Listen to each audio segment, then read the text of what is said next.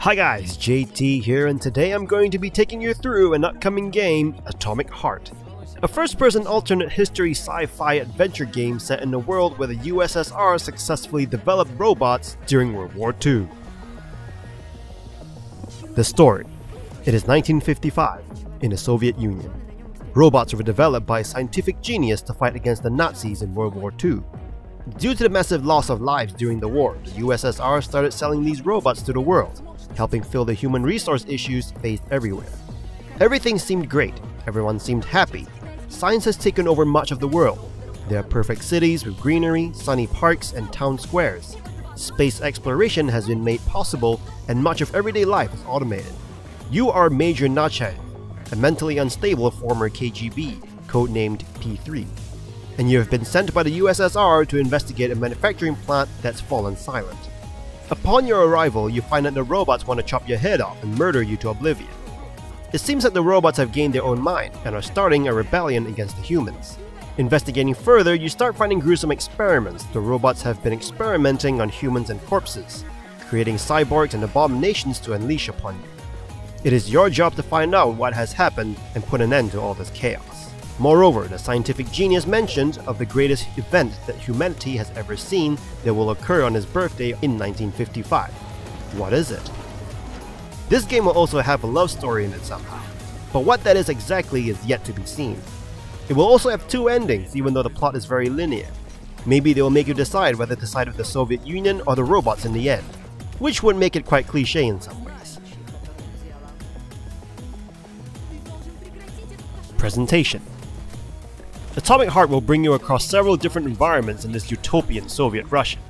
From the trailer, some of these locations include floating cities, a technologically advanced town that looked like towns in Italy, an area filled with perfectly shaped trees and perfectly laid footpaths, dilapidated factories, presumably the manufacturing facility you have been asked to investigate, and a Chernobyl-like exclusion zone where buildings are run down and taken over by nature's growth. Of course, being the USSR, there will be plenty of Soviet communist and anti-capitalist messages peppered around the map with statues and posters.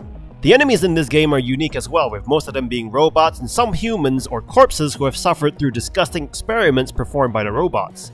The boss enemies are big, and at the moment they seem to be all robots. The design of these robots are very functional. They seem to have been designed to fit a certain combat style that will change up the way you fight each boss and enemy. As an example, there is a massive boss robot that is in the shape of a ball that will most likely roll at you at high speeds to crush your bones, having you dodge and then attack. The weapons in this game have that makeshift look to them. They are rustic and as if they have been put together with scrap parts that you'll find along the way, as none of them look like conventional weapons. There are electrified rifles, a pitchfork, a gun that looks like it has a microwave thrown on top of it, and what seems to be like a big pair of scissors. The gameplay. Atomic Heart will have you traverse through multiple different environments. Whether or not these are open world areas, areas connected via a train which you can ride, or individual levels are yet to be confirmed. Based on the trailers, you can wield a multitude of weapons like a pistol, assault rifle, a railgun, a shotgun, and an AK, all with very unique looks. In addition, you have access to melee weapons as well, like a big pair of scissors, an axe to slice your enemies to pieces, and also a hammer to bash their heads in. From what we can see, you can upgrade these weapons by upgrading each part of the weapon. Some stats that you can upgrade are accuracy, reload speed, range, and stability. It also seems like you have access to some special mutant abilities through an experimental high-tech glove called the Polymer Glove. Some of these abilities include telekinesis, ice mist, water blast, and electricity, with potentially more to come.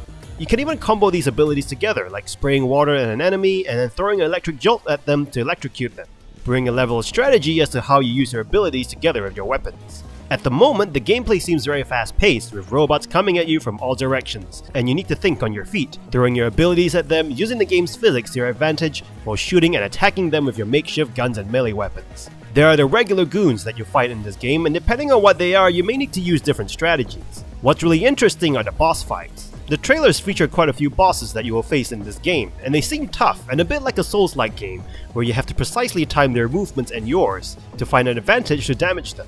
These bosses will also have life bars like Souls-like bosses. It may seem like they are challenging and will test your wits and agility. Originally, there were plans for a VR version of this game, but these plans have since been confirmed to not be happening.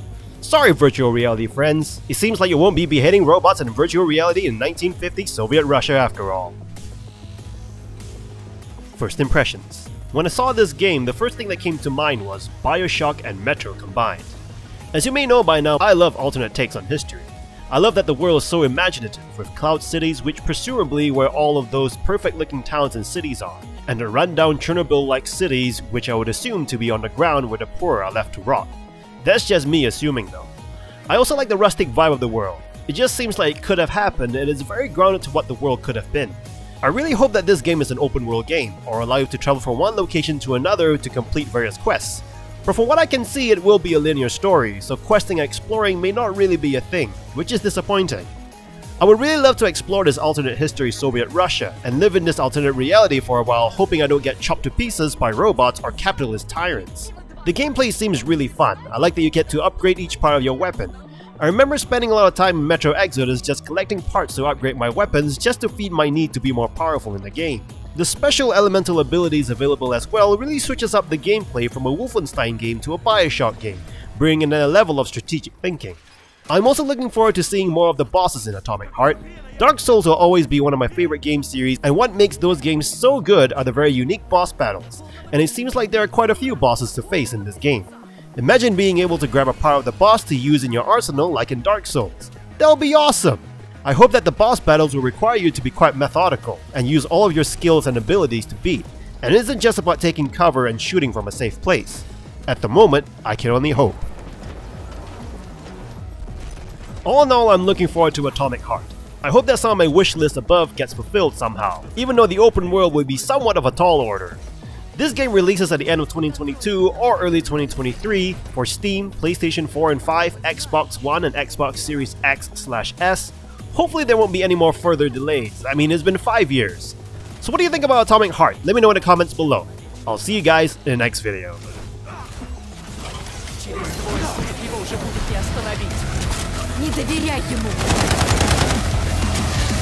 Твою мать, я уже не знаю, кому тут вообще можно доверять.